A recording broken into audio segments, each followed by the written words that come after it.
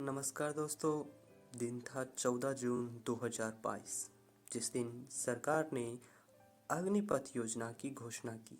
इस घोषणा के पश्चात देश में इसका जमकर विरोध हुआ, फिर भी इसे देश के युवाओं पर थोप दिया गया। सरकार का मानना था कि इस योजना से युवाओं को रोजगार मिलेगा, लेकिन अब इस अग्निपथ योजना से युवाओं का लगाव कम होता नजर आ रहा है। अधिकतर युवा इसकी ट्रेनिंग बीच में ही छोड़कर जा रहे हैं। सुनिए। भारतीय सरकार की अग्निवीर योजना, जो भारत की सुरक्षा और युवाओं के रोजगार को मद्देनजर रखकर बनाई गई थी, अब उसी में जवानों की कोई खास दिलचस्पी नजर नहीं आ रही है। अग्निवीर के जवान बीच में ही ट्रेनिंग छोड़ते नजर आ रहे हैं। फिलहाल सेना में ट्रेनिंग बीच में छोड़कर जाने के लिए कोई नियम नहीं है, लेकिन अब सरकार इससे निपटने के लिए नए नियम लाने की सोच रही है। रिपोर्ट्स की माने तो पहले बैच में 50 से ज्यादा युवा ट्रेनिंग बीच में ही छोड़कर चले गए और दूसरे बैच में भी ऐसा ही हाल है।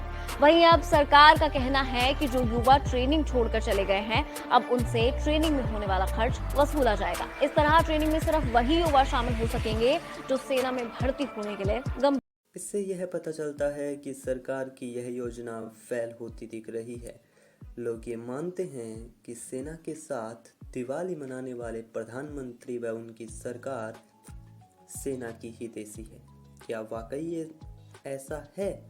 इसे जानने के लिए अभी प्रकाशित आर्मी जनरल मनोज मुकुंद नरवणे जी की पुस्तक 4 स्टेज ऑफ डेस्टिनी के बारे में चर्चा करते हैं, जो इन दिनों खूब चर्चा में है। इस पुस्तक में नरवणे जी ने बताया है कि उनके कार्यकाल के दौरान टूर ऑफ ड्यूटी के विभिन्न मॉडलों पर चर्चा हो रही थी, जिसके प्रारंभ में सेना ने यह सुझाव दिया कि टूर ऑफ ड्यूटी के तहत भर्ती किए जाने वाले सैनिकों में से 75% सैनिकों को लॉन्ग टाइम के लिए रखा जाए तथा 25% को 5 साल के बाद हटा दिया जाए। लेकिन सरकार ने कहा कि टूर ऑफ ड्यूटी के तहत भर्ती किए गए सैनिकों में से 25% को ही लॉन्ग टाइम के लिए रखा जाएगा तथा 75% को 4 साल बाद हटा दिया जाएगा और इसके तहत भर्ती किए गए सैनिकों का प्रारंभिक वेतन 20,000 रुपये होगा। लेकिन सेना के लिए यह अस्वीकार्य था। तो फिर सेना ने सुझाव दिया कि भर्ती किए गए सैनिकों में से 50% को लॉन्ग टाइम के लिए रखें तथा 50% को 5 साल बाद हटा दें और इनके वेतन को भी बढ़ाने की सिफारिश सेना ने सरकार से की, लेकिन सरकार इसे मानने को तैयार नहीं थी।